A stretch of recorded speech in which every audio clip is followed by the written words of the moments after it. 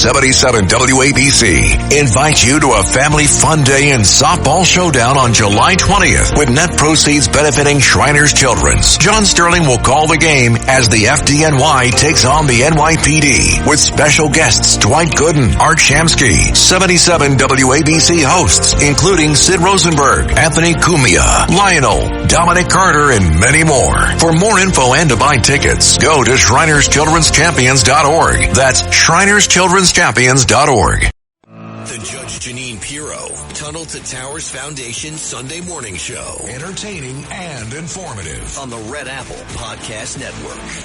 Welcome back, everybody. This is Joe Concha, the Judge Janine Tunnel to Towers Foundation show on this lovely Sunday afternoon. Here in the swamps of Jersey, let's bring in Mary Thomas. She is the Faith and Freedom Coalition Executive Director. So glad to have you on, Mary. How are you? Hi, I'm doing well, Joe. Thanks for having us on. So what'd you do for July 4th? I got to hear all about it. July 4th, we had a cookout right here and played cornhole. It was an all-American July 4th. So we live outside of D.C., and so we were waiting to see if we could see the bombers and the fighter jets come over. Unfortunately, we did not see them, but it was a great 4th, just celebrating America. That's awesome. I got to tell you, I was just down in Leesburg.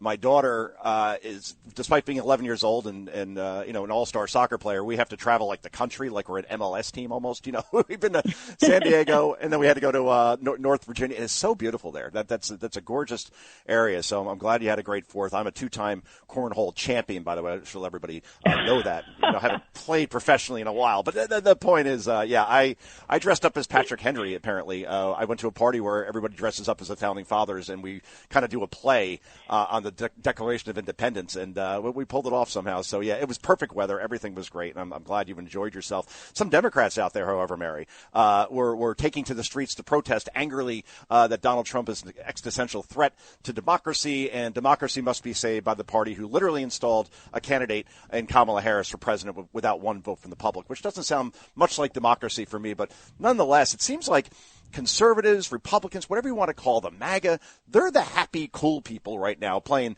cornhole and enjoying fireworks and beers and hot dogs and baseball. And Democrats are just angry and petulant and just can't seem to find their way. I mean, can they reverse themselves out of it, or is unhinged anger just now the brand of the Democratic Party? Well, I mean, I think right now, unfortunately, what you're saying is true. Unhinged anger is what the Democratic Party is about. I mean, our country is a great country. We have so many benefits compared to other countries, freedom, religious freedom.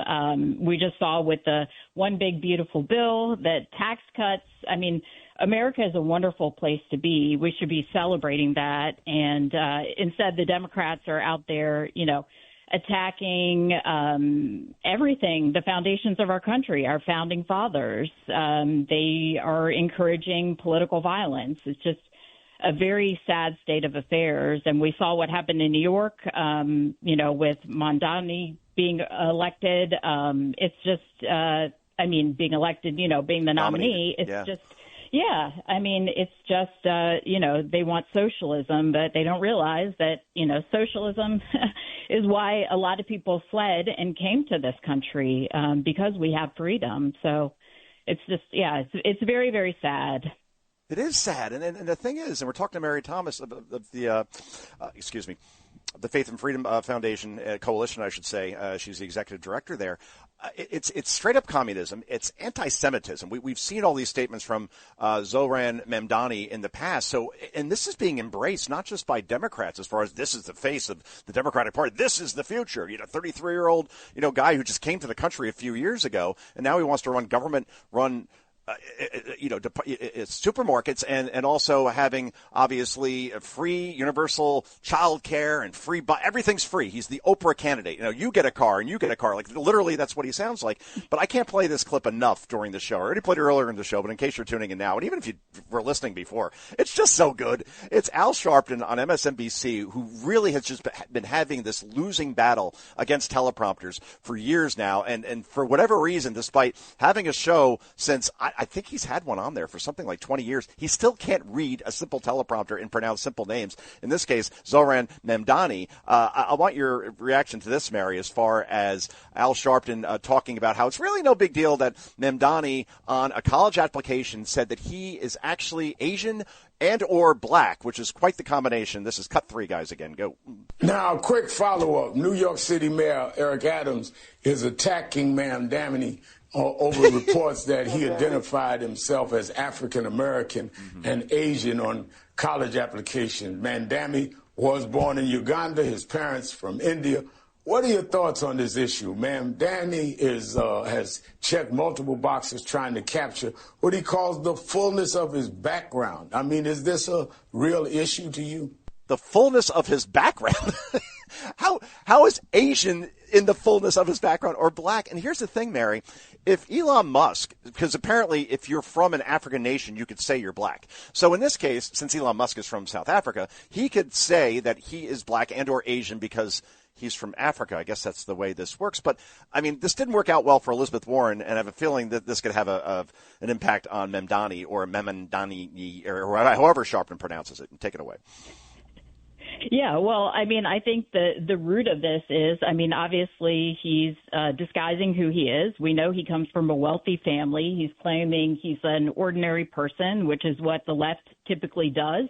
Instead, the Republican Party, we're the party of working people. We are the party of people who actually go to work and are not just, out there trying to game the system. And one of the things about this is this is an exact reason, why do we even have these systems in colleges that are judging and with businesses that are judging people based upon your skin color, right? That you get certain advantages based on your skin color. Everything should be based on merit.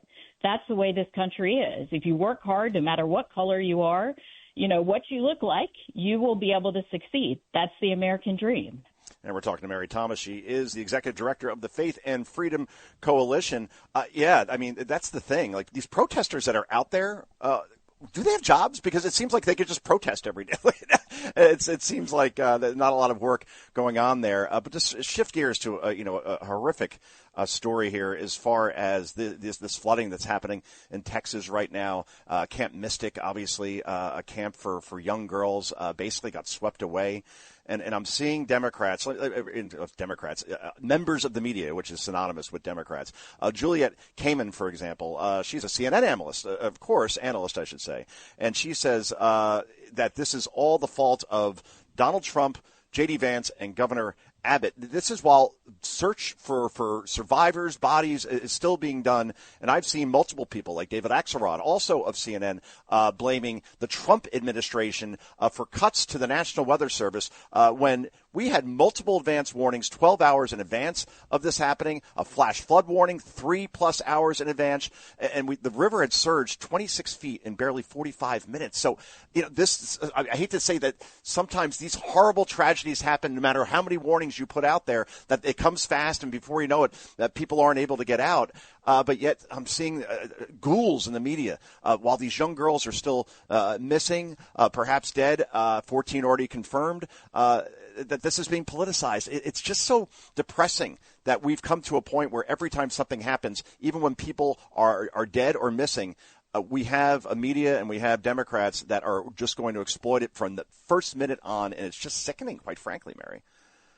No, absolutely. It's very sad. It's a sad situation. We are praying for the families of those, the children who have been lost, the children who they are still trying to find. I mean, and it is a disgrace. My son just came back from camp. I can only imagine, can't even imagine how those the parents are feeling. But at this time, we should be uniting as a country and working to do everything we can to find the children that are there and help them. It's really not a time to be, as you said, politicizing what's going on. These are natural disasters. They occur. It's not, something, that should be blamed on Donald Trump or the administration. It's just, it really is a travesty that at this time we're not uniting as Americans and just doing everything that we can, focusing on getting the children back. I've always wondered, Mary, if we had another 9/11, everybody came together, during that basically, right? And George W. Bush, he's in the Bronx. That's obviously, deep blue New York, walks out Yankee Stadium, and the crowd just stood and cheered like you've never heard that stadium roar before. And then when he threw a perfect strike, the roar even got louder. And it's like, wow, Republican president goes to the Bronx, and everybody is behind him, behind the country, really, and cheering because, again, we were attacked, and we all come together as Americans. I wonder now if we had another 9/11. If it would just be pointing fingers in the blame game that we just talked about. Finally, I want to get to this majority decision in Wisconsin as far as the Wisconsin Supreme Court striking down an abortion ban in that state that dates back 176 years. It was a 4-3 ruling. Tell us more about that, and obviously this must be disappointing for those who are pro-life to see this ruling come down after, again, an abortion ban in the state that dates back 176 years. Well, I think one of the key issues that you have to look at in this case is, once again, we have a judiciary that is stepping into the job of the legislature. Their decision was basically based upon the premise that, they said that the legislature impliedly repealed the abortion ban that was in effect when they adopted some new legislation related to abortion. The legislature, if they meant to repeal something, they would have stated that explicitly. It is not the job of the judiciary to, second guess or to make decisions for the legislature. This is about separation of powers. And we are seeing this a lot on the federal level as well, with Donald Trump and nationwide injunctions. Thankfully, the Supreme Court struck them down. But the legislature, mostly liberal judges are out there, the judiciary, they are out there trying to basically make the law. And that is not their purpose in our system of government. One of the great things I'd like to say in the One Big Beautiful Bill that happened is that forced taxpayer funding of abortions has stopped. Planned Parenthood was getting more than $2 million a day from the American taxpayer to fund their abortion operations and their transgender surgeries. That's amazing. That $2 million a day. Good Lord, 365 days in a year. You can do the math on that one. And we're talking to Mary Thomas. Yeah, state. I want to make clear when I'm talking about abortion ban. I'm not talking about like a ban on all abortions. But state lawmakers adopted the ban in 1849, making it a felony when anyone other than the mother, quote, intentionally destroys the life of an unborn child, unquote. So just to be clear on exactly what that means and what just happened in Wisconsin. But anyway, Mary, I want to end on a happy note. So again, thanks for joining us. This is our first conversation, at least an interview outside of Off the Record by phone. And you were great. We really appreciate it, and enjoy the rest of your holiday weekend.